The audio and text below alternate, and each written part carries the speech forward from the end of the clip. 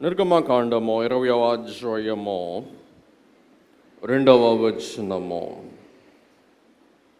నీ దేవుడనైన యెహోవాను నేనే దాసుల గృహమైన ఐగుప్తు దేశములో నుండి నిన్ను వెలుపలికి రప్పించి తిని, నేను తప్ప వేరొక దేవుడు నీకు ఉండకూడదు. పిల్లరా, ఈవేళ మన ధ్యానాంశము మొదటి ఆజ్ఞ. ఈ యొక్క ఆజ్ఞలు ఇశ్రాయేలీలైన వారు తూచా తప్పకుండా నెరవేర్చవలసిన వారై ఉన్నారని పరమదేవుడు వారికి ఆజ్ఞాపిస్తూ ఉన్నవారై ఉన్నారు. ఈ ఆజ్ఞలకు సంబంధించిన ఉపోద్ఘాతమును మనము గత కొన్ని దినాలుగా 2 వారములుగా ధ్యానిస్తూ ఇక ఆజ్ఞలలోనికి మనము ప్రవేశిద్దామండి. పిల్లరా, ఈ 10 అనున్నది సంపూర్ణమైన సంఖ్య అని గతములో మనం ధ్యానం చేసుకున్నాం. దేవుడు 2 రాతి పలకలను మోషే గారికి అనుగ్రహించి ఉన్నారు. ఏమ్మా అయ్యా, 2 పలకలు ఎందుకు? ఒక్క పలక మీద అన్ని రాయలేరా? 2 పలకలు కావాలా?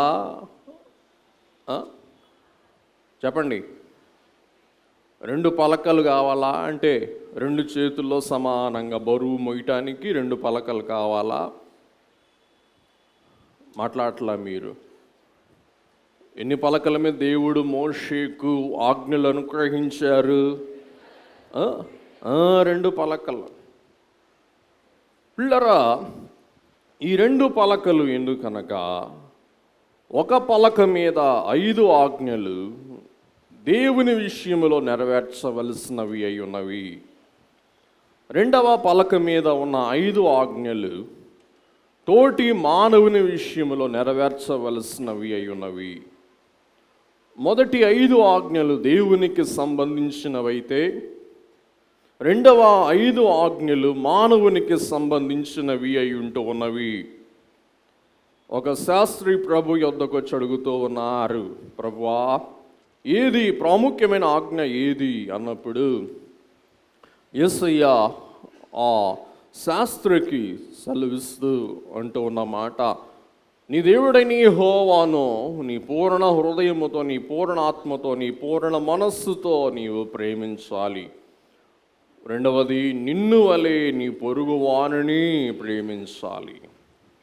మొదట దేవునిని ప్రేమించుట, 2వది పొరుగువాణ్ణి ప్రేమించుట. ఇదే సర్వాజ్ఞల యొక్క వృత్తాంతము, లేక సర్వ ఆజ్ఞల యొక్క క్లుప్త విశేషత, సమరీ అని దేవుడు ఆ శాస్త్రికి సెలవిస్తూ ఉన్నవారై ఉన్నారు. పిల్లరా, మొదటి 4 లేక 5 ఆజ్ఞలు మనం చూసినట్లయితే, మొదటి 4 ఆజ్ఞలు దేవునికి సంబంధించినవి. 5వ ఆజ్ఞ తల్లిదండ్రులకు సంబంధించినది అయి ఉన్నది. వినండి, మొదటి 4 ఆజ్ఞలు ఎవరికి సంబంధించినవి? గట్టిగా, దేవునికి. 5వది మానవునికి సంబంధించినది, కానీ అది దేవునికి సంబంధించినదే. మొదటి ఆజ్ఞ, ఎవరిని సేవించాలి? దేవుడైన యెహోవాను. పిల్లరా, నీ దేవుడైన యెహోవాను నేనే ఐగుప్తు దేశములో నుండి నిన్ను విమోచించి పాలు తేనెలు ప్రవహించు దేశములోనికి రప్పించు దేవుడను నేనే. దాసుల గృహములో నుండి విమోచించిన దేవుడను నేనే అని దేవుడు స్వయముగా వారికి సెలవిస్తూ ఉన్నవారై ఉన్నారు. మొదటి ఆజ్ఞ, ఎవరిని సేవించాలి? ఇంతవరకు ఇశ్రాయేలీయుల వారు ఎక్కడున్నారు చెప్పండి? దాసత్వములో ఉన్నారు. వారి పని ఏంటంటే ఇటుకలు చేయటం, కట్టడాలు కట్టటం. ఇక వారికి వేరే పని లేదు. ఇంకా వేరే సంగతి గురించి ఆలోచించే సమయమే వారికి లేదు. ఇప్పుడు వారు ఏం చేయబోతున్నారు? ఒక వాగ్దాన దేశానికి వెళ్ళబోతూ ఉన్నారు. ఆ దేశమును వారు స్వతంత్రించుకొనబోతూ ఉన్నారు. ఆ దేశమును వారు ఒక సంపాద్యముగా, స్వాస్థ్యముగా పొందనయుంటూ ఉన్నారు. పిల్లరా, బ్రిటిష్ వారు గాంధీ గారిని అడిగారంట, స్వాతంత్ర్యం మీకు ఇవ్వటానికి మాకు అభ్యంతరం లేదు, కానీ మేము మీకు స్వాతంత్ర్యం ఇస్తే మీరు ఇన్ని విభిన్న అంశముల మధ్య, మతముల మధ్య, కులముల మధ్య, అభిప్రాయముల మధ్య మీ దేశాన్ని మీరు పరిపాలన చేసుకోగలరా అని అడిగారంట. ఈవేళ మన దేశ పరిపాలన ఎలాగుందంటే ఏమో అనాలి, కానీ మనం ఏం మాట్లాడలేము. అవునా కాదా? పిల్లరా, ఎవరి ఇష్టం వారిది. ఒకటి, అలాగున వేరే ఇంటికి వెళ్ళాలంటే మీరు ఏమని అడుగుతారు? వేరే ఇంటికి వెళ్తే మీరు సవ్యంగా, సఖ్యతగా, సామరస్యంగా బతకగలరా అని అడుగుతారా, అడగరా? అలాగునని పిల్లరా, దేవుడు వారికి వాగ్దాన దేశం ఇస్తూ ఉన్నాడు. దేశంలో వారు ఎలాగూ నివసించాలి, ఎలాగూ జీవించాలి, ఎలాగూ మసలాలి అనే సర్వ ఆజ్ఞలు దేవుడు వారికి ఆ దేశంలోనికి వెళ్ళక ముందే అరణ్యములో వారికి అనుగ్రహిస్తూ ఉన్నవారై ఉన్నారు. కాబట్టి పిల్లరా, మనది కూడా అరణ్య ప్రయాణమే. మన యొక్క గమ్యమో ఏం చెప్పండి? నూతన యెరూషలేము. ఈ అరణ్య మార్గములో ప్రవేశిస్తూ ఉన్న మనకు ఏం కావాలా? ఏం కావాలా? టార్చ్ లైట్ కావాలా? గట్టిగా ఆజ్ఞలు కావాలి.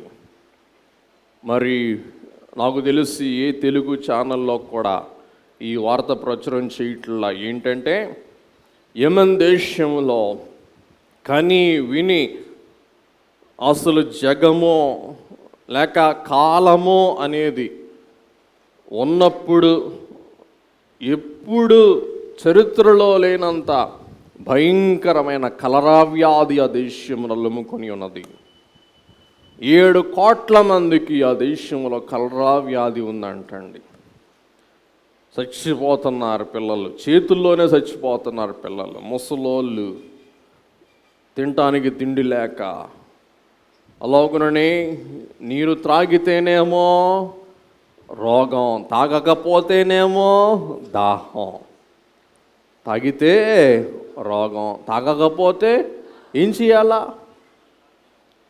తాగి ఆ దప్పిక తీర్చుకొని శరీరాన్ని సౌఖ్యపరచుకొని ఏదో పోదాంలే, రేపు పోదాంలే, ఎప్పుడో పోయేలోపు ఏదో 15 రోజుల్లో, వారంలో పోతాం. చూసారా? ఎందుకు యుద్ధము అంటే వారి తప్పు కాదు. ప్రభుత్వము కొరకు, పరిపాలన కొరకు 2 సైన్యములు, ప్రభుత్వమో విరోధ సైన్యమో కొట్టుకుంటూ జనాలను ఏం చేస్తున్నారు? చావగొడుతూ ఉన్నారు. పిల్లరా, వారికి ఏమి లేవు ఇప్పుడు? ఆజ్ఞలు లేవు. చూసారా? ఏ దేశమునకు ఆజ్ఞలు ఉండవు, ఏ దేశములో అయితే ఆజ్ఞలు పాటించరో ఆ దేశము పతనమవుట ఖచ్చితము అని మనం గ్రహించవలసిన వారమై ఉండాలి. కాబట్టి పిల్లరా, ఆజ్ఞలు దేవుని కొరక, మన కొరక? మన కొరకే. కాబట్టి ఇక్కడ దేవుడు మొదటి ఆజ్ఞలో ఎవరిని సేవించాలి, రెండవ ఆజ్ఞలో ఎట్లా సేవించాలి, మూడవ ఆజ్ఞలో ఎంతవరకు సేవించాలి, నాలుగవ ఆజ్ఞలో ఎప్పుడు సేవించాలి. దేవునికి సంబంధించిన 4 విషయాలు స్పష్టంగా దేవుడే సెలవిస్తూ ఉన్నారండి. ఒకటి, ఎవరిని సేవించాలి? యెహోవాను సేవించాలి. ఎట్లా సేవించాలి? ఆత్మతో, సత్యముతో సేవించాలి, కానీ విగ్రహములతో సేవింపకూడదు. మూడవది, ఎంతవరకు సేవించాలి? మన జీవితాంతం వరకు సేవించాలి. అలాగుననే 4వది, ఎప్పుడు సేవించాలి? ఆరాధన దినము, విశ్రాంతి దినము అన్ని దినాలలో సేవించాలి. కానీ మరి విశేషముగా ఏ దినమందు సేవించాలంటండి? ఆరాధన దినమందు. పిల్లరా, మనం చూస్తే 5వ ఆజ్ఞ, నీ తల్లిని నీ తండ్రిని సన్మానించుము. ఎందుకు అంటే దేవునికి ప్రజలకు మధ్యవర్తులు ఎవరు? తల్లిదండ్రులు. కాబట్టి ఈ తల్లిదండ్రులు దేవునికి మానవునికి మధ్య ఎవరై ఉన్నారు? వారధులు అయి ఉంటూ ఉన్నారు. చెప్పండి, ఎవరై ఉన్నారు? చెప్పండి గట్టిగా. వారధులు. కాబట్టి దేవునికి మీ పిల్లలకు మీరందరూ ఎవరై ఉన్నారు? మాట్లాడలా పురుషులారా, మీరు కూడా మాట్లాడండి అయ్యా. బ్రిడ్జ్ అన్నమాట, లింక్ అన్నమాట. మీరు మీ పిల్లలకు దేవుని గురించి బోధిస్తే మీ పిల్లలు దేవునిలో ఉంటారు. ఏయ్ పోరా, నేను గుడికి వెళ్తా, ఇదిగో 50 రూపాయలు తీసుకో, నీ ఇష్టం, వెళ్ళు, ఎక్కడికి వెళ్తావు వెళ్ళు. చూసారా, దేవుని గురించి, దేవుని మార్గము గురించి, దేవుని భక్తిని గురించి మీ పిల్లలకు మీరు నేర్పింపకపోతే వారు ఏమైపోతారు? పిల్లరా, నిన్న వార్తలు చూస్తూ ఉంటే ఇంకా టీవీ పెడితే డ్రగ్సే కదా, ఇంకేమున్నాయి చెప్పండి వార్తలు? ఇంకేమీ లేవు వార్తలు. పిల్లరా, చెప్తూ ఉన్నారు, ఒక స్కూల్ పిల్ల, 12 సంవత్సరాల పిల్ల, గేటెడ్ కమ్యూనిటీ అంటే అపార్ట్మెంట్లో ఉంటుందంట. బయట వాళ్ళు లోపలికి రావటానికి వీలు లేదు. ఒకానొక రోజు ఇంటికి వచ్చి, మమ్మీ మమ్మీ నా గొలుసు పోయింది, నా మెడలో బంగారపు గొలుసు పోయింది. వారిద్దరూ ఉద్యోగస్తులు, సాఫ్ట్వేర్ ఉద్యోగస్తులు. పోతే ఏమైంది లేవే, పోనీ ఇంకోటి కొత్తది కొని పెడతా. సరే వదిలేసాడు. తర్వాత కొత్తది కొని పెట్టారు. కొన్ని నెలలైన తర్వాత బిడ్డ విషయంలో చాలా తేడా కనపడుతుంది వాళ్ళకి. రాత్రి నిద్రపోవట్లా, సరిగ్గా తింటల్లా. ఏమైంది అంటే అపార్ట్మెంట్లో ఉన్న ఆడుకునే స్థలములో ఎవరో ఆ చిన్న బిడ్డకు డ్రగ్స్ అలవాటు చేశారంట. 12 ఏళ్ల పిల్లకు డ్రగ్స్ అలవాటు చేసేసారు. ఆ దెబ్బకి గొలుసు వాడికి ఇచ్చేసింది. వాడు చెప్పుంటాడు, ఇంటికి వెళ్ళి పోయిందని చెప్పు, లేకపోతే మిమ్మల్ని మీ అమ్మ నాన్న చితకబాదుతారు. పిల్లరా, ఆ డ్రగ్స్ ప్యాకెట్ 100 రూపాయలు అనుకోండి, దానికి 100 రెట్లు వీడు తీసుకుంటున్నాడంట. పిల్లరా, అది తీసుకుంటే తప్ప బిడ్డ బతకలేదు. తీసుకోకపోతే మతి చాంచల్యము, శరీరానికి అది అలవాటైపోయింది, రక్తములో అది మిళితమైపోయింది. ఇక ఆ డ్రగ్ కనుక టైంకి బిడ్డకు అందకపోతే బిడ్డ ఏమైపోద్ది? పిచ్చి కుక్కలాగా మారిపోద్ది. డాక్టర్ దగ్గర తీసుకెళ్తే ఈ వాస్తవ సత్యము డాక్టర్ బయలుపరిచేటప్పటికే వారు అట్లాగే కుప్పకూలిపోయారంట. ఏంటి సంగతి? తల్లి సాఫ్ట్వేర్ ఉద్యోగస్తురాలు, తండ్రి ఉన్నత ఉద్యోగస్తుడు. ఉదయం 7 8 వెళ్తే రాత్రి 10 ఎప్పుడో వస్తారు. పిల్లలకి చేతి ఇంటి తాళాలు ఇచ్చేస్తారు, వాళ్ళ ఇష్టం. చూసారా, ఎందుకు ఇదంతా చెప్పారంటే ఏదో నేను వార్తలు మీకు చెప్పట్లా. పిల్లరా, ఎందుకు ఈ సంగతి చెప్పాను మీకు? దేవునికి పిల్లలకు మధ్య మనం ఎవరో చెప్పండి? వారధులం. అందుచేత మొదటి పలక మీదే 5వ ఆజ్ఞ దేవుడు అనుగ్రహించి ఉన్నారు. కాబట్టి సద్భక్తిలో మన పిల్లలను పెంచితే దేవునికి మహిమ, మనకి కీర్తి. దుర్మార్గములో మనల్ని పెంచితే, మీ అమ్మ ఎవర్రా, మీ నాన్న ఎవర్రా, ఎట్లా పెంచారా నిన్ను, అని ఎవరిని తిడతారు ముందు? తల్లిదండ్రులను తిడతారు. కాబట్టి పిల్లరా, దేవుని ప్రతినిధులుగా తల్లిదండ్రులమైన మనందరినీ కూడా దేవుడు ఏ పలకలో చేర్చారు? మొదటి పలకలో, దేవునికి సంబంధించిన పలకలో మనల్ని చేర్చిన వారై ఉన్నట్లు మనం చూస్తూ ఉన్నాం. తర్వాత 5 ఆజ్ఞలు తోటి మరి ప్రజలైన వారి విషయంలో, తోటి మానవుని విషయంలో మనం నెరవేర్చవలసినవి అయి ఉంటూ ఉన్నవి. కాబట్టి దేవుని యొక్క అంతరంగ చిత్తం యొక్క సారాంశము ఏమై ఉన్నది చెప్పండి? 10 ఆజ్ఞలు. ఈ 10 ఆజ్ఞలను ఆధారము చేసుకొని దేవుడు ఎన్నో ఆజ్ఞలు వారికి అనుగ్రహించి ఉన్నట్లు వాక్యము ద్వారా మనం గ్రహిస్తూ ఉన్నాం. పిల్లరా, ఇక్కడ మనం చూస్తే 2వ వచనములో, నీ దేవుడనైనా యెహోవాను నేనే.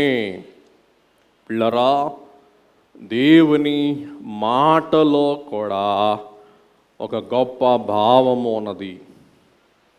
అందుకే దేవదాసయ్య గారు చెప్పాడు, మనమందరం కూడా ఏం చేయాలా? భావపూరితమైన పేర్లు పెట్టుకోవాలి. మన పిల్లలకు కూడా మనం ఏం చేయాలా? భావపూరితమైన పేర్లు పెట్టాలి.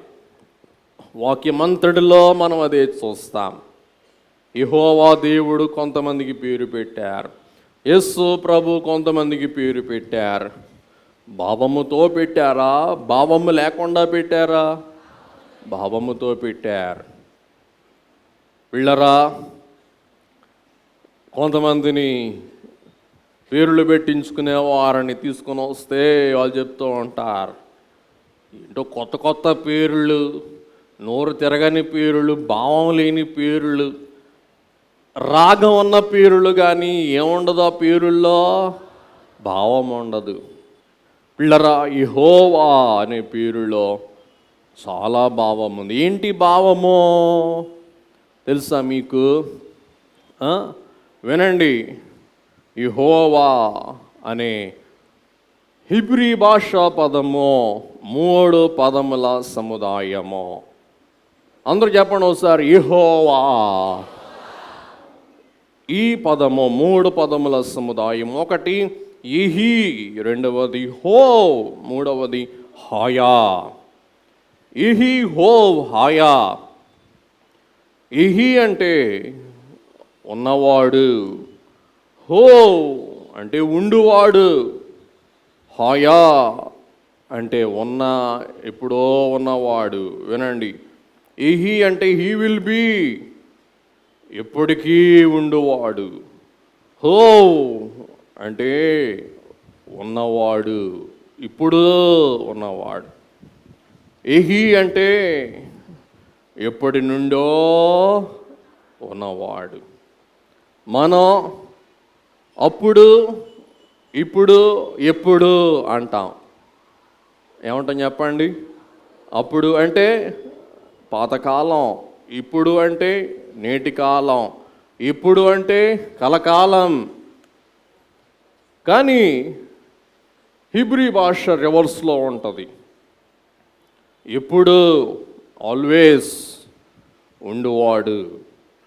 రెండవది ఇప్పుడు ఉన్నవాడు, అలాగుననే ఎప్పటి నుంచో ఉన్నవాడు. అందుకే నిర్గమ 3:11 మోషే గారు ధైర్యము చేసి దేవుని అడుగుతారు, దేవా నీ పేరేంటి అని. అక్కడ మీ బైబిల్ తీసి చూస్తే పెద్ద అక్షరాల్లో ఉంటుంది, ఏమని? ఉన్నవాడు. ఎప్పుడున్నవాడు? అప్పుడు ఉన్నవాడు, ఇప్పుడు ఉన్నవాడు, ఎప్పుడు ఉన్నవాడు. మర్చిపోతారా? యెహోవా అంటే ఏంటి చెప్పండి?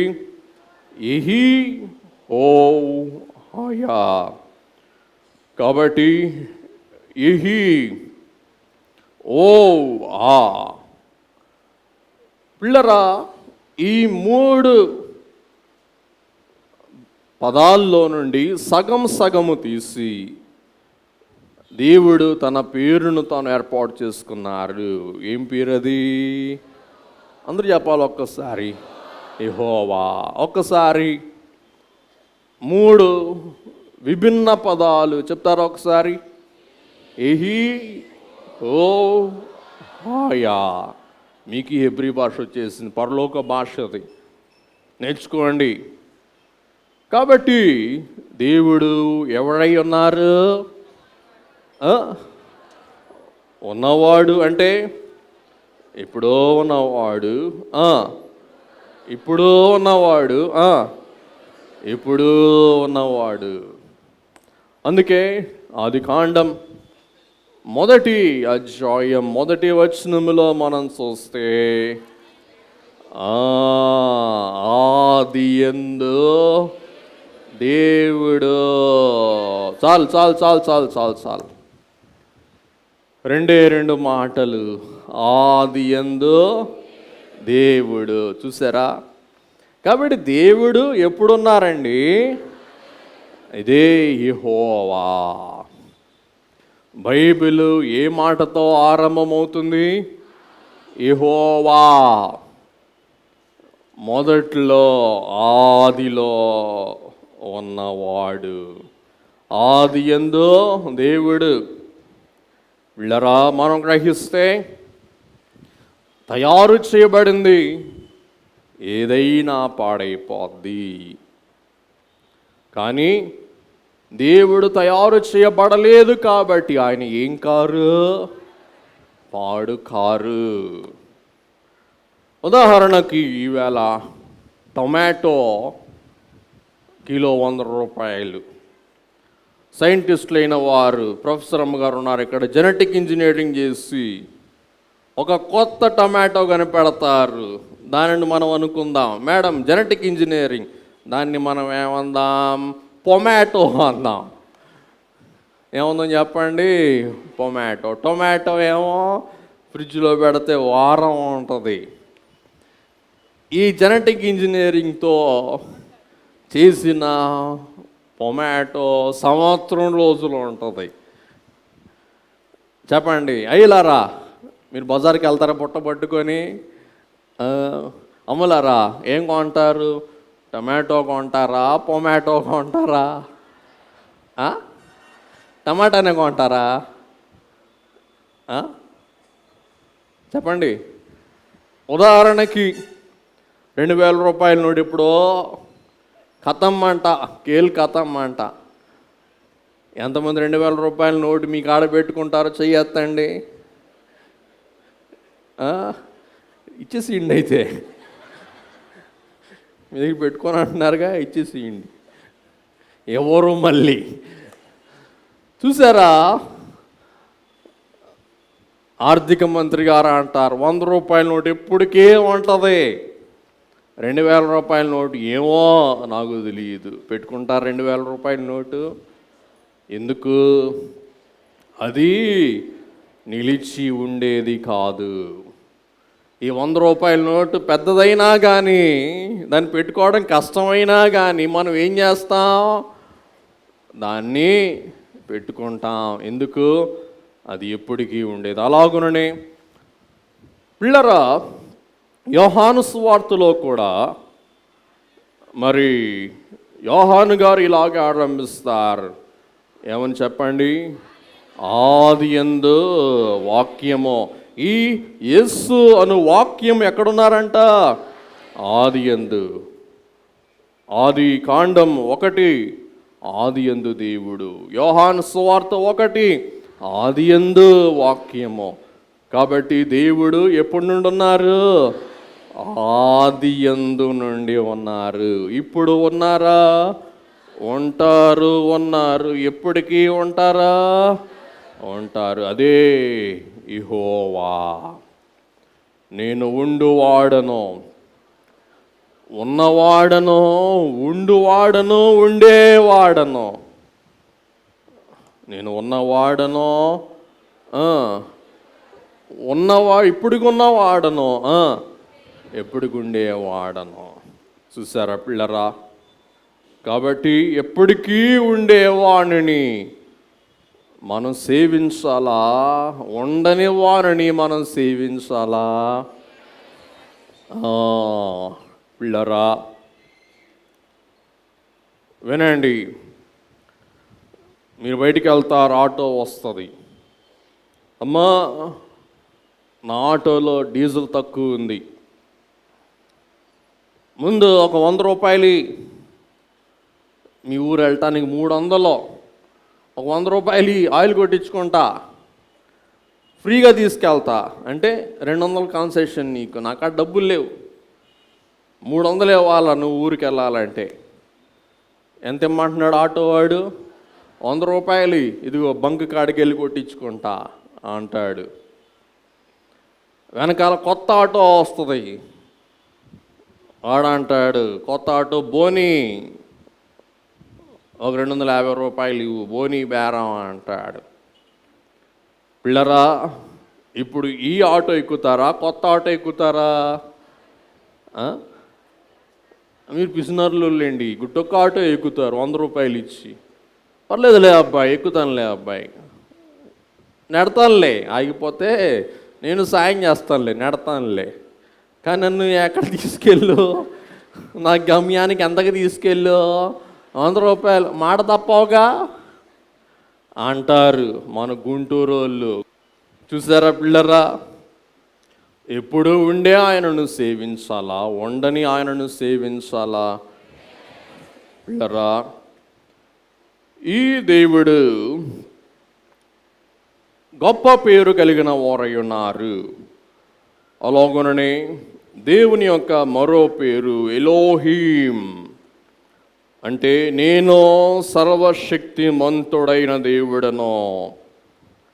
పిల్లరా, ఈ దేవుడు ఎవర్ లాస్టింగ్ ఫాదర్, ఎప్పుడు ఉండే దేవుడు. అందుచేత ఆయనను మనము ఆరాధించి సేవించి ఆయనను మనం విశ్వసింపవలసిన వారము అయి ఉండాలి. కాబట్టి ఎప్పుడో ఉన్న దేవుని మనం కొద్దిగా ఉండే మన జ్ఞానముతో మనం గ్రహించగలమా?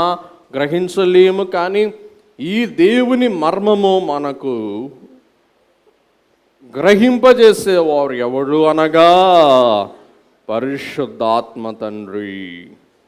అందుకే దైవజనుడు రాస్తారు, సొంత శక్తితో దేవుని నేను గ్రహింపలేను, నేనెంత ఆలోచించినా నా మనసు చినుగుద్ది, కానీ దేవుడంటే ఎవరో నాకు అర్థం కాదు. చూసారా, దేవుడంటే నాకు అర్థమైంది అనేవారు ఎవరన్నా ఉంటే చెయ్యొద్దండి.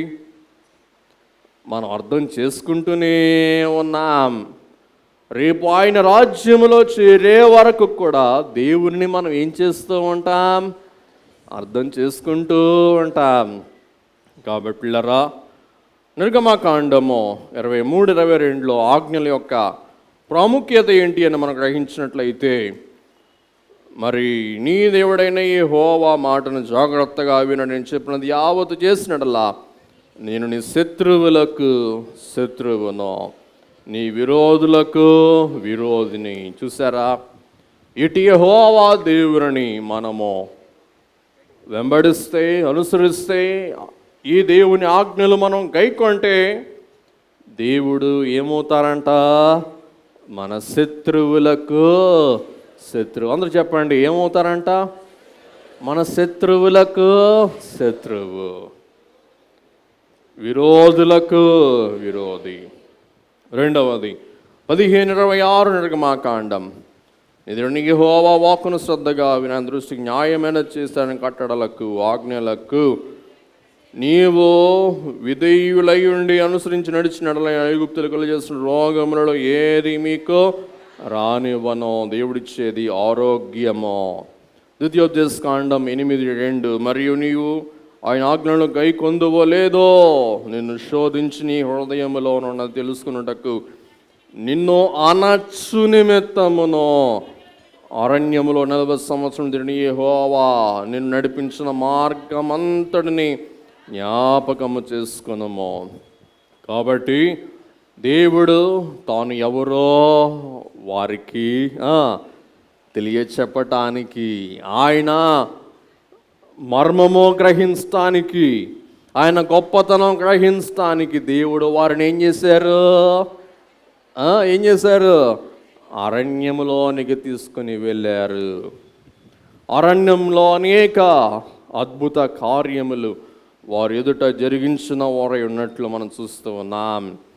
కాబట్టి ద్వితీయోపదేశకాండం 8:3 దేవుడని యెహోవా అంటారు, ఆహారం వలననే గాక యెహోవా సెలవిచ్చిన ప్రతి మాట వలన నరులు బ్రతుకుదురని నీకు తెలియచేయుటకు ఆయన నిన్ను అనచి నీకు ఆకలి కలుగ చేసి నీవే గాని నీ పితరులే గాని ఎన్నడూ ఎరుగని మన్నాతో నిన్ను పోషించెను. వినండి, పురుషులైన వారు కూడా అప్పుడప్పుడు బండి తోలుతా లేక స్టీరింగ్ వదిలేస్తారు. ఏమండి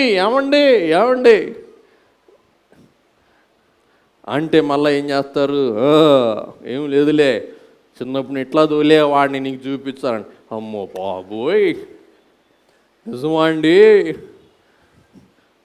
మీరెంత సినిమా యాక్టర్ నాకు తెలియదండి. నాగార్జునని చూసాం కానీ మిమ్మల్ని ఏం చూడలేదండి. చూసారా?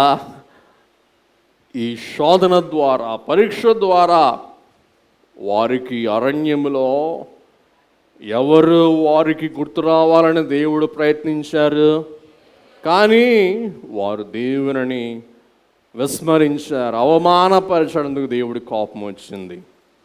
పిల్లరా, దేవుడు నిన్ను మన్నాతో ఎందుకు పోషించారు అంటే తాను ఎవరో నీకు తెలియాలా, దేవుని మహత్తేంటో నీకు తెలియాలా. కానీ దేవునిగా సేవింపక వారు తొంచనాడినందున దేవునికి ఏమొచ్చేసింది? కోపం వచ్చింది.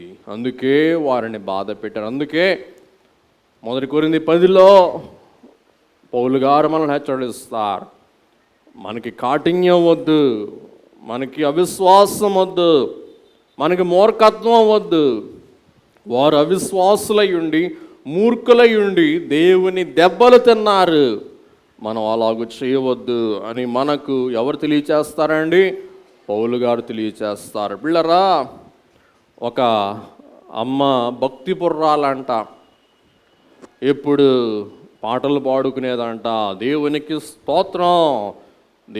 స్తోత్రం అని దేవుని స్తుతించేదంట. పాపం ఒకనొక రోజు ఇంట్లో సరుకులు లేవు, పాపం ఇంట్లో తినటానికి లేదు.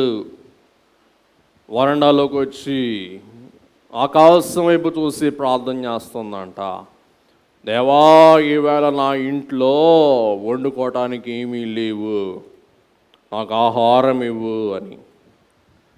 పిల్లరా, సాయంకాలం అయ్యేసరికి బయట వరండాలో ఆహార పొట్లాల బ్యాగ్ ఉందంట.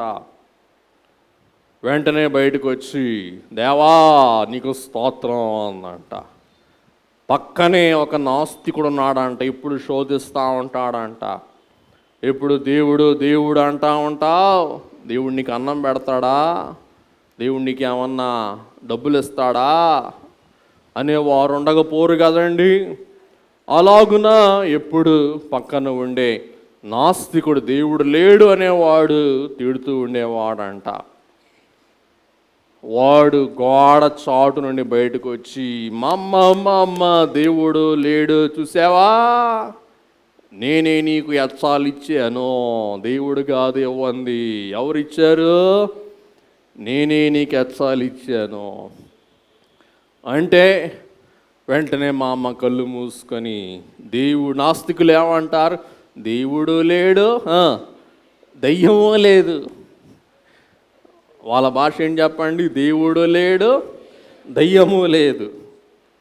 సరే, ఈ మా అమ్మ ఆడి మాట విని మరలా దేవుని వైపు చూసిందంట, దేవా నీకు స్తోత్రం, సాతాను చేత డబ్బులు కట్టించి నాకు పలహారం లేకపోతే ఎచ్చాలిప్పు ఇచ్చిన నీకు స్తోత్రములు అందంట. కాబట్టి దేవుడు ఎవరి ద్వారా కూడా ఇప్పించగలరు. అందుకే గారు రాశారు, సాతాను దయ్యాలు సంఘ కార్యములకు సాధనములు. అమెరికాలో బాంబు జరిగినప్పుడు వారికి భక్తి పెరిగిపోయింది. చూసారా పిల్లరా, శోధనను బట్టి మనం ఎవరు జ్ఞాపకం చేసుకుంటాం? దేవుని జ్ఞాపకం చేసుకుంటాం. కాబట్టి పిల్లరా, ఈ ఆజ్ఞలనున్నవి మనకు చాలా అవసరములై ఉంటూ ఉన్నాయి. చెప్పండి, ఈవేళ కూడా మనం ఆజ్ఞలు పాటించాలా? ఇది ఎప్పుడో దేవుడు ఇచ్చినవి. ఇంత నాగరికత కలిగిన లోకంలో పాటించాలా అంటే అవి చాలా పాటింపవలసినవి అయి ఉంటూ ఉన్నవి. కాబట్టి మన పిల్లలు పెద్దవారైన తర్వాత మనం చెప్పిన మాటలు ఏమీ పాటింపనక్కరలేదు అని మనం ఎంచుకుంటామా? రే, చిన్నప్పుడు స్నానం చేసేవాడివిరా, పెద్దోడు అయ్యావుగా అక్కర్లేదురా నీకు స్నానం, సింటు కొట్టుకోరా అంటే 4 రోజులు అయ్యేటప్పటికే వాడికి ఏం వస్తుంది? చర్మ వ్యాధి వస్తుంది. రే, దేవుని ప్రార్థించడం అవసరం లేదురా, నువ్వు పెద్దోడు అయిపోయావగా నీ మటుకు నువ్వు బతకొచ్చురా అంటే దేవుని వాడు విస్మరిస్తే వాడిని ఏమి పట్టుకుంటుంది? దెయ్యం పట్టుకుంటుంది. కాబట్టి పిల్లరా, బాల్యకాలమందు ఏ ఆజ్ఞలైతే బిడ్డలైన వారికి మనం నేర్పిస్తామో మన ఆశయం ఏం చెప్పండి? పెద్దవారైనప్పుడు కూడా వారు అనుసరిస్తారు అని. అలాగుననే పిల్లరా, ఈ ఆజ్ఞలు మానవునికి స్వేచ్ఛనిస్తాయి, స్వాతంత్ర్యమును ఇస్తాయి. ఈ ఆజ్ఞలు బానిసత్వము నుండి, సాతాను ఉచ్చుల నుండి మనల్ని విడిపించే సాధనములై ఉన్నట్లు మనం గ్రహింపగలుగుచు ఉన్నాం. అలాగుననే దేవుని ప్రేమించు మనము ఏం చేయవలసిన వారమై ఉన్నామండి? ఆయన ఆజ్ఞలను గైకొనవలసిన వారమై ఉన్నాం. అందుచేతను యేసయ్య తెలియచేస్తూ ఉన్నారు, నేను ఆజ్ఞలు కొట్టివేయటకు రాలేదు, కానీ నేను ఆజ్ఞలు ఏం చేయడానికి వచ్చానన్నారండి యేసయ్య? నెరవేర్చుటకు వచ్చాను. అలాగుననే మత్తయి సువార్త 5:20 మనం చదువుకున్నాం. శాస్త్రుల నీతి కంటేనో పరిసయ్యుల నీతి కంటేనో మీ నీతి అధికము కాని ఎడల మీరు పరలోక రాజ్యములో ప్రవేశింపనేరని మీతో చెప్పుచున్నాను. అలాగుననే పిల్లరా, ఇంటికి వెళ్ళిన తర్వాత మీరు చూస్తే అపోస్తలుల కార్యములు 15:5-29 వరకు అన్యులైన వారు కూడా దేవుని ఆజ్ఞలు గైకొనవలసిన వారై ఉన్నారని, మరి అక్కడ అపోస్తలులైన వారు ఒక తీర్మానము చేసి ఉన్నట్లు మనం గ్రహింపగలుగుచు ఉన్నాం. కాబట్టి పిల్లరా, మరి మత్తయి సువార్త 5వ అధ్యాయములో దేవుడు తన యొక్క ఆజ్ఞలు మనకు తెలియచేస్తూ ఉన్నారు. పిల్లరా, ధర్మశాస్త్రపు ఆజ్ఞల కంటే కృపాశాస్త్రములో ఉన్న ఆజ్ఞలు గొప్పవా? గొప్పవి కావా? గొప్పవి. కాబట్టి నీ సహోదరుని చంపుట ఆజ్ఞాతిక్రమము అనే ధర్మశాస్త్రం అంటే నీ సహోదరుని చూచి ద్రోహి అంటే దేంతో సమానం? చెప్పండి, దేంతో సమానం? నరక శిక్ష అంటే నరహత్యతో సమానము. ఇప్పుడు చెప్పండి, అది బాగుందా? ఇది బాగుందా? ధర్మశాస్త్రం బాగుందా? కృపాశాస్త్రం బాగుందా? చెప్పండి, ఎంతమంది కృపాశాస్త్రం అంటారు? చెయ్యొద్దండి. మీరు చేతులు దేనికి ఎత్తారో నాకు తెలుసు. ఇక్కడ కనుక మనం చూస్తే తిట్టేవారికి ధర్మశాస్త్రం బాగుంటుంది, తిట్టించుకునే వారికి ఇప్పుడు బాగా చెప్పారు కృపాశాస్త్రం. ఏది ఏమైనా కానీ తిడతం ఎందుకు, తిట్టించుకోవటం ఎందుకు, అసలు తిట్టనేది వద్దు అని ఎవరు అంటారు చెప్పండి? యేసయ్య అంటారు. కాబట్టి పిల్లరా, దేవుడు తెలియజేస్తారు, వ్యభిచారము పాపము కాదు, మోహపు చూపే పాపము. చూసారా? ఇది గొప్ప, అది గొప్ప, ఇది గొప్ప, కృపాశాస్త్రమే గొప్ప. అందుచేతనే ప్రభువు అంటారు, పరిసయ్యుల నీతి కంటే, శాస్త్రుల నీతి కంటే మీ నీతి అధికమవ్వాలి. కాబట్టి పిల్లరా, దేవుని యొక్క సర్వ సృష్టి ఎలాగున ఆయన ఆజ్ఞల ప్రకారము నడుస్తూ ఉందో, అలాగున దేవుని సృష్టి అయిన మనము కూడా ఏం చేయవలసిన వారమై ఉన్నామండి? ఆయన ఆజ్ఞలను గైకొనవలసిన వారమై ఉన్నాం. చూసారా? దేవుడు గీసిన గీతకు చంద్రుడు ఆ గీత తప్పుతాడా? తప్పడు. సూర్యుడు గీసిన గీత సూర్యుడు తప్పడు. అలాగుననే పక్షులకు ఇచ్చిన ఆజ్ఞ పక్షులు నెరవేరుస్తూ ఉన్నాయి. కానీ మానవుడు ఏం చేస్తూ ఉన్నాడు? ఆజ్ఞలన్నిటినీ ఉల్లంఘిస్తూ ఉన్నాడు. అందుచేతనే ఈ వేళ మానవునికి ముప్పు కలిగినట్లు మనం గ్రహిస్తూ ఉన్నాం. అలాగుననే మనందరికీ తెలిసిన వాక్య భాగం ద్వితీయోపదేశకాండం 28లో మరి మొదటి 14 అధ్యాయాల్లో ఆశీర్వాదము, దేవుని ఆజ్ఞలు గైకొన్నందున ఏం చెప్పండి? ఆశీర్వాదము. కానీ దేవుని ఆజ్ఞలు ఉల్లంఘించినందున 15 నుండి కడ వరకు చూస్తే శాపము. 2 దీవెన, శాపము 2 దేంట్లో ఉన్నాయి? ఒకే అధ్యాయములో ఉన్నాయి. కాబట్టి దీనికి మూలము దేవుని ఆజ్ఞ. దేవుని ఆజ్ఞ గైకొంటే ఏం చెప్పండి? మనకు ఆశీర్వాదము. దేవుని ఆజ్ఞ ఉల్లంఘిస్తే మనకేం కలుగుతుంది? శాపము, శిక్ష అని మనం గ్రహింపగలుగుతూ ఉన్నాం. కాబట్టి దేవుని ఆజ్ఞలు ఎవరికి అనగా ఆయన యందు విశ్వాసం ఉంచు వారికి. అలాగుననే పిల్లరా, ఈ ఆజ్ఞల ద్వారా మన స్థితి మనం గ్రహించి నాశనము నుండి మనము మోక్షమునకు చేరుటకు ఈ యొక్క మరి ఆజ్ఞలు ఆధారపడును అని మనం గ్రహింపగలుగుతూ ఉన్నాం. పిల్లరా, ఈ ఆజ్ఞలు మరి ఎవరు లేక ఎవరు అవలంబించాలి, ఎవరు గైకొనాలి, ఇది ఎవరికి అవసరములు అంటే ఇవి భక్తిహీనులైన వారికి ఎక్కువ అవసరం. కానీ భక్తిపరులైన వారికి ఆజ్ఞలు అవసరమా? అవసరమే. కానీ దీని యొక్క మరి ఒత్తిడి మంచి వారి పైన ఉండదు.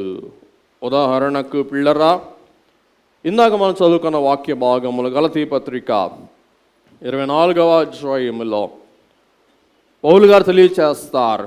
కాబట్టి మనం విశ్వాస మూలముగా నీతిమంతులము తీర్చబడినట్లు క్రీస్తు యొద్దకు మనం నడిపించుటకు ధర్మశాస్త్రము మనకు బాల శిక్షకుడాయెను.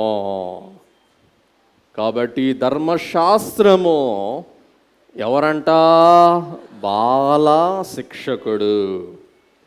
పిల్లలైన వారికి పుస్తకాలు ఉంటాయి. ఏం పుస్తకాలు? బాల శిక్ష. అంటే వారికి విద్య అనేది నేర్పించటానికి. విద్య నేర్చుకున్న వారికి బాలశిక్ష కావాలా? అక్కరలా.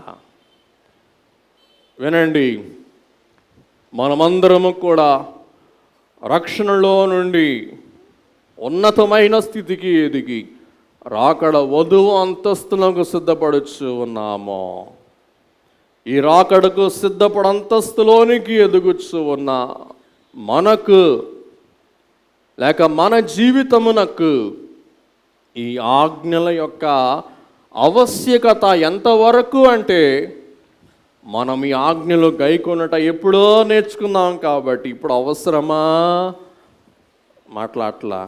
అవసరమే అన్నట్టుంది మీరు మాట్లాడపోతూ ఉంటే. పిల్లలైన వారికి బెత్తాలు వాడతారు, పిల్లలైన వారికి పనిష్మెంట్లు ఇస్తారు. అంటే దానిని మనం ఏమంటాం చెప్పండి?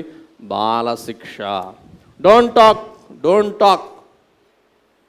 If you talk, stand up on the bench. మీరు మాట్లాడితే తొడపాసిం పెడతా, ఏలు ఎరగొడతా అని మిమ్మల్ని అంటే మీరు ఊరుకుంటారా? మాట్లాడట్లా మళ్ళా, మీకు అవసరం లేదు. ఎందుకు? ఆ పిల్లల స్థితి నుండి మీరు ఇప్పుడు ఏమయ్యారు చెప్పండి? పెద్దవారుగా ఉన్నారు. అందుచేత పిల్లల మాటలు, పిల్లల చేష్టలు ఇప్పుడు మీలో ఉన్నాయా? చెప్పండి అయ్యలారా. లేవు. ఈ ఆజ్ఞలు ఎవరికి అనగా పిల్లల చేష్టలు చేయు వారికి, వధువు సంఘ అంతస్తునకు ఎదిగిన వారికి పిల్లల చేష్టలు ఉంటాయా? మీరు మాట్లాడపోతున్నట్లే భావించుకోవాలి. కాబట్టి పిల్లరా, టైంకి రండి అయ్యలారా, టైంకి రండి అయ్యలారా. మీరు టైంకి రాకపోతే గేట్లు వేసేస్తాం, టైంకి రాకపోతే మీరు బయట ఉండాలా, టైంకి రాకపోతే మీరు పైకి ఎక్కాలా అనేది ఎవరికి చెప్పాలా అంటే విశ్వాసములో పిల్లల్లాంటి వాళ్ళకి, విశ్వాసములో ఎదిగిన వారికి. ఉదయం లేపనక్కరలా, ఆదివారం అనగానే మన శరీరమే లేపేస్తుంది, మన శరీరమే రెడీ అయిపోద్ది అన్నమాట. మనకంటే ముందు ఏం రెడీ అవుద్ది? మన శరీరము. అంటే మన శరీరమే ఏమైపోయింది? అలవాటైపోయింది. అందుచేత మనకు ఎవరక్కర్లేదు ఇప్పుడు. ధర్మశాస్త్రమును బాల శిక్షకుడు అవసరంలా. ఎందుకనగా మనము పెద్దవారమై ఉన్నాము, జ్ఞానములో వికసించి ఉన్నాము, విశ్వాసములో బలపడి ఉన్నాము. పల్లెటూరులో అనుకోండి, మైకు పడుకుని అనౌన్స్ చేయాలా, అమ్మలారా త్వరగా రండి, పాదిరి గారు వచ్చారు, మీ పనులు ముగించుకొని త్వరగా రండి. పాదిరి గారు కూర్చొని ఎదురు చూస్తున్నారు, టైం అయిపోతుంది, రండి రండి రండి. వాళ్ళందరూ ఎవరు చెప్పండి? విశ్వాసములో చిన్నపిల్లలు. పాదిరి గారు శుభాకర సుధాకర పాడితే అప్పుడు వస్తూ ఉంటారన్నమాట మెల్లగా. మంగళ స్తోత్రాలపనలో పాడితే సగం ఆలయం నిండుద్ది. వాక్యం చెప్పేటప్పుడు వాక్యానికి వెళ్దాంలే, కొంతమంది అయితే చందా వేయటానికి వెళ్దాంలే. వాళ్ళందరూ ఎవరు చెప్పండి? విశ్వాసములో నర్సరీ పిల్లలు. మీలో ఎంతమంది నర్సరీ పిల్లలు ఉన్నారో చెయ్యొద్దండి. అబ్బో బయట పడరు, బడాయి ఎక్కువ మీకు. అయ్యలారా చూద్దాంగా మరి వచ్చే వారం ఇంకా కుర్చీలు ఖాళీగా ఉన్నాయి. కాబట్టి 1 కొరింథీ 13:11 పౌలు గారు అంటారు, నేను పిల్లవాడనై ఉన్నప్పుడు పిల్లవాని వలె మాట్లాడుతుని, పిల్లవాని వలె తలంచుతుని, పిల్లవాని వలె యోచించుతున్నప్పుడు పెద్దవాడనై పిల్లవాని చేష్టలు మానివేసితిని. కాబట్టి ధర్మశాస్త్ర ఉల్లంఘన, 10 ఆజ్ఞల ఉల్లంఘన ఎవరి చేష్టలు? పిల్లల చేష్టలు. కాబట్టి మనం చూస్తే, 1 దేవుడు లేడు అనువారు ఈ ఆజ్ఞను ఉల్లంఘిస్తూ ఉన్నారు. కీర్తనలు 14:1 కీర్తనకారు అంటారు, దేవుడు లేడని బుద్ధిహీనులు తమ హృదయములో అనుకొందురు, వారు చెడిపోయిన వారు, అసహ్య కార్యములు చేయుదురు, మేలు చేయువాడు ఒక్కడునో లేడు. పిల్లరా, దేవుడు లేడు అన్నప్పుడు ఇంక దేవుడి గురించి మాట ఎందుకండి వాళ్ళకే? నాస్తికుల యొక్క మాట ఏంటి? దేవుడు లేడు. ఇంకా దేవుడు లేనప్పుడు ఇంకా దేవుని గురించి వాళ్ళకి ఎందుకు? ఇంకా అయినా కానీ ఊరుకుంటారా? ఊరుకుంటారా? ఉదాహరణకి ఎవరన్నా ఒక రాజకీయవేత్త జయలలితని తిట్టాడు అనుకోండి, ఇప్పుడు ఆయన ఏమంటారు? ఏమంటారు చెప్పండి? ఏమో జయలలిత బతుకుందా? స్క్రూ లూజ్ అంట. ఆమె ఎప్పుడో చచ్చిపోయింది, ఆమె గురించి ఎవరన్నా మాట్లాడతారా? ఆమె మీద కేసులు పెడతారా? పెట్టరో. దేవుడు లేడు అను నాస్తికులకు ఇంక దేవుడి జోలు ఎందుకు వాళ్ళకి? అయినా కానీ ఊరుకుంటారా? ఏదో పొల్ల పెడతారు. దేవుడు లేడని చెప్పుకుంటారు. లేడన్నోడికి దేవుడు లేడని వదిలేసేయాల. గీతలలో దేవుడిని అమర్చువారు, విగ్రహాలుగా మార్చి దేవుని అమర్చువారు, దేవుని సేవించువారు నాస్తికులు, లేకపోతే వారు అపహాస్యకులు, వారు దేవుని దృష్టిలో అసహ్యులు అని మనం గ్రహిస్తూ ఉన్నాం. కాబట్టి ఉన్న వారిని లేడు అనేవారు ఎవరు? అపహాస్యకులు. పిల్లరా, ఊరెళ్ళి మీ ఆయన వస్తాడు, మీ ఆయన గదిలో తలుపేసి దాక్కొని అంటాడు, పిల్లలకి చెప్పాక నేను వచ్చానని. పిల్లలు వస్తారు, మమ్మీ మమ్మీ డాడీ వచ్చాడా? డాడీ ఏంట్రా రాలేదురా? వస్తానని చెప్పాడా? రాలేదురా. వెంటనే వాళ్ళ డాడీ తలుపు తీసుకొని బౌ అంటాడు, మమ్మీ మమ్మీ నువ్వు అబద్ధం చెప్పావు. డాడీ లోపలే ఉంచుకొని కూడా నువ్వేం చేసావు? అబద్ధం చెప్పావు. ఇప్పుడు చెప్పండి, మమ్మీ మంచిదా డాడీ మంచోళ్ళ? మాట్లాడరు మీరు. అమ్మ రివర్స్లో చెప్తానులేండి. పోనీ అబద్ధం చెప్పిన వాళ్ళు మంచోళ్ళ, ఇంక మమ్మీ డాడీ అనే మాట ఎత్తానులేండి. అబద్ధం చెప్పిన వాళ్ళు మంచోళ్ళ, అబద్ధం చెప్పించుకున్న వాళ్ళు మంచోళ్ళ?